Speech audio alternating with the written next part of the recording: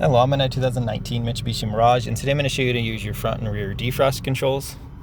So from here, with your vehicle turned on, this would be your two front defrost controls. So this one just blows air straight onto your windshield, and the second one here would also blow it onto your feet.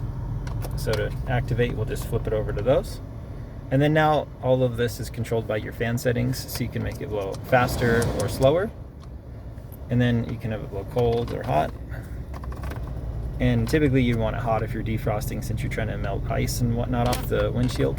And even if you have it hot, you still might want this AC engaged, just because that AC can help pull moisture out of the air so your glass doesn't fog up.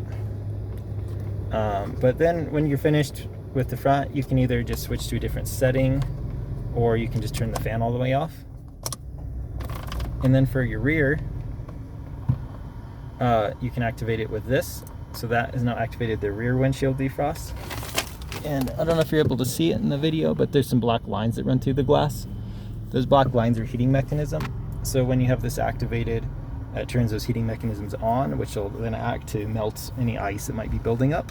And again, when you're finished with that, just click it again, and on that light's off, that means the rear defrost is off. And if you're having issues with these working, first I'd probably check fuses, things like that. Make sure you don't have a burnt fuse, so that makes this inoperable.